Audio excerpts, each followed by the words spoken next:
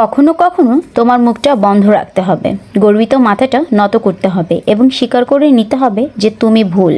এর অর্থ তুমি পরাজিত নয়, এর অর্থ তুমি পরিণত এবং শেষবেলা জয়ের হাসিটা হাসার জন্য ত্যাগ স্বীকারে দৃঢ় প্রতিজ্ঞ। সো হ্যালো এভরিওয়ান, আসসালামু আলাইকুম। কেমন আছেন? আশা করি সবাই ভালো আছেন।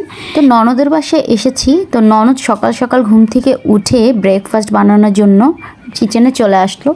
তো ব্রেকফাস্ট বানানোর জন্য প্রথমে যে ডিমগুলো পোস্ট করে নিল ফ্রাই প্যানে এবং চাও বসিয়ে দিল। এদিকে দুপুরের জন্য ভাতও রান্না করতে চড়িয়ে দিল। তো আমাদের চাও অনেকটা রেডি হয়ে গেছে, এখন চাটাকে ঢেলে নেবে। আর গল্প করছিলাম দুজনে, আর আমি ভিডিও করছিলাম। আমার ননদ কিন্তু খুবই শৌখিন, তার এভাবে শৌখিনভাবে থাকতে সে খুব পছন্দ করে, আর আমারও ভালো লাগে এখানে আসলে। যাই হোক, তারপরে এই তো নাস্তা আমাদের রেডি। আমাকে আবার দেখেন কি সুন্দর করে সাজিয়ে গুছিয়ে নাস্তাটা দিয়েছে। এরকম ননদ পাওয়া কিন্তু ভাগ্যের ব্যাপার। সে আবার চাটাও আমাকে সুন্দরভাবে সার্ভ করে দিচ্ছে।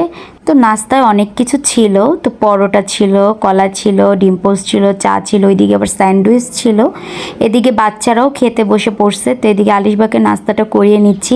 এদিকে আমার ভাইগনা, আমার ননদের ছেলে, মজার ব্যাপার হলো সে কিন্তু দাঁড়িয়ে ছিল, দুষ্টুমি করছিল।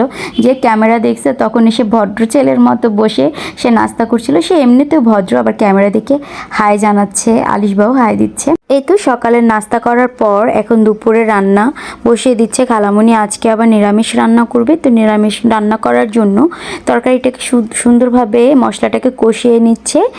আর এই তো মশলাগুলোকে সুন্দরভাবে কষিয়ে নেওয়ার পর এখানে 3-4 প্রকারের সবজি ছিল। আর নিরামিষ, শীত যেহেতু শীত চলে এসেছে, নিরামিষ খেতে কিন্তু খুবই ভালো লাগে। তারপর এদিকে রান্না বান্না তো করছে খালামণি। তারপর আমরা এদিকে আবার ননদ যা মিলে একটু আড়ংয়ে গিয়েছিলাম।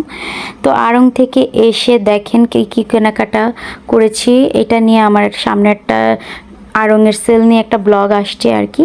এদিকে বাচ্চাদের জন্য খেলনা নিয়ে এসেছিলাম, পাজল। ওরা এটা নিয়ে আবার খেলছিল। এদিকে যা আবার সন্ধ্যার সময় একটা আচার বানাবে।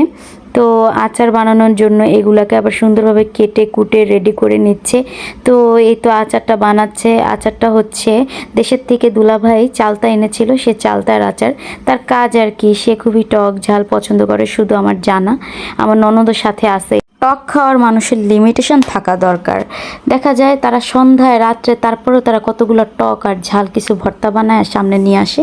ভালোই লাগে খেতে, অবশ্য সবার সাথে টক খেতে একটা মজাই আলাদা। আর দেখেন কালারটা কত সুন্দর আসছে। আজকের ব্লগটি আমার এই পর্যন্তই ছিল, সকাল থেকে সন্ধ্যা পর্যন্তই। ভালো লাগলে অবশ্যই লাইক, কমেন্ট অ্যান্ড শেয়ার করে দিবেন। আল্লাহ হাফেজ।